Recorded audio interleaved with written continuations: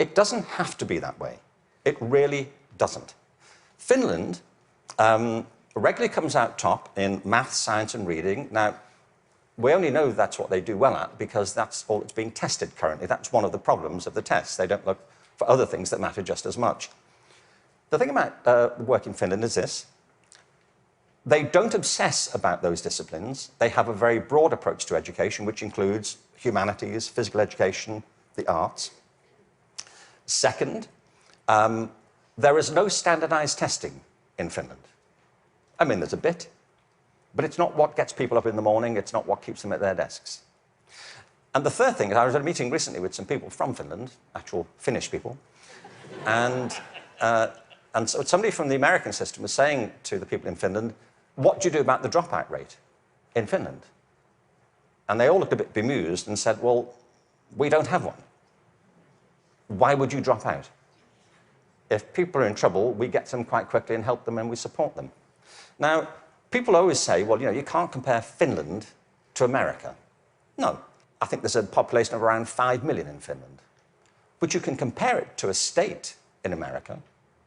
Many states in America have fewer people in them than that. I mean, I've been to some states in America and I was the only person there. Really.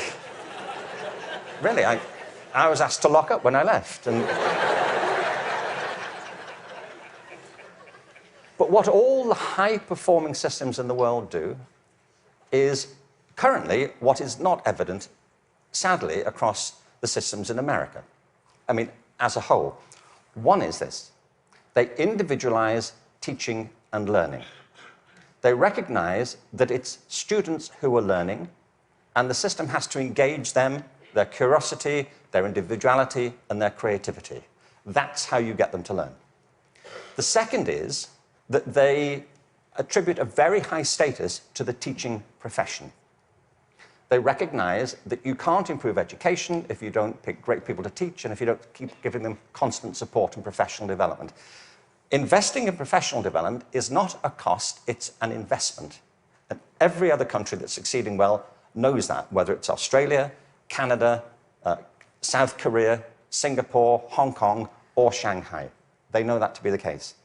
And the third is they devolve responsibility to the school level for getting the job done. You see, there's a big difference here between going into a mode of command and control in education. That's what happens in some systems. Central governments decide or state governments decide, they know best and they're going to tell you what to do. The trouble is that education doesn't go on in the committee rooms of our legislative buildings. It happens in classrooms and schools. And the people who do it are the teachers and the students. And if you remove their discretion, it stops working. You have to put it back to the people.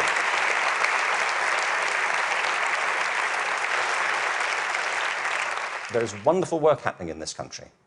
But I have to say, it's happening in spite of the dominant culture of education, not because of it. It's like people are sailing into a headwind all the time. And the reason I think is this, that many of the current policies are based on mechanistic conceptions of education. It's like education is an industrial process that can be improved just by having better data.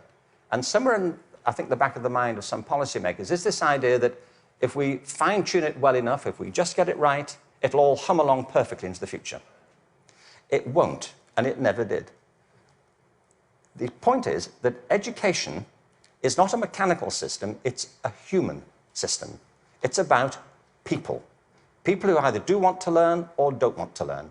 Every student who drops out of school has a reason for it, which is rooted in their own biography. They may find it boring, they may find it irrelevant, they may find that it's at odds with the life they're living outside of school. There are trends, but the stories are always unique. I was at a meeting recently in Los Angeles they're called alternative education programs. These are programs designed to get kids back into education. They have certain common features. They're very personalized. They have strong support for the teachers, close links with the community, and a broad and diverse curriculum, and often programs which involve students outside school as well as inside school. And they work. What's interesting to me is these are called alternative education. You know? And all the evidence from around the world is if we all did that, there'd be no need for the alternative.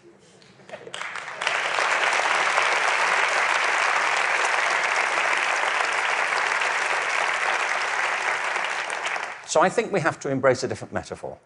We have to recognize that it's a human system and there are conditions under which people thrive and conditions under which they don't. We are, after all, organic creatures. And the culture of the school is absolutely essential. Culture is an organic term, isn't it? Not far from where I live is a place called Death Valley. Death Valley is the hottest, driest place in America, and nothing grows there. Nothing grows there because it doesn't rain, hence Death Valley. In the winter of 2004, it rained in Death Valley. 7 inches of rain fell over a very short period. And in the spring of 2005, there was a phenomenon. The whole floor of Death Valley was carpeted in flowers for a while. What it proved is this, that Death Valley isn't dead. It's dormant. Right beneath the surface are these seeds of possibility, waiting for the right conditions to come about. And with organic systems, if the conditions are right, life is inevitable. It happens all the time. You take an area, a school, a district, you change the conditions, give people a different sense of possibility, a different set of expectations, a broader range of opportunities. You cherish and value the relationships between teachers and learners. You offer people discretion to be creative and to innovate in what they do. And schools that were once bereft spring to life. Great leaders know that. The real role of leadership in education, and I think it's true at the national level, the state level, at the school level, is not and should not be command and control. The real role of leadership is climate control, creating a climate of possibility. And if you do that, people will rise to it and achieve things that you completely did not anticipate and couldn't have expected.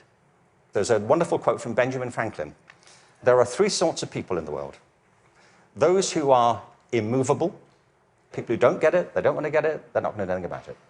There are people who are movable, people who see the need for change and are prepared to listen to it. And there are people who move, people who make things happen. And if we can encourage more people, that will be a movement. And if the movement is strong enough, that's, in the best sense of the word, a revolution. And that's what we need. Thank you very much.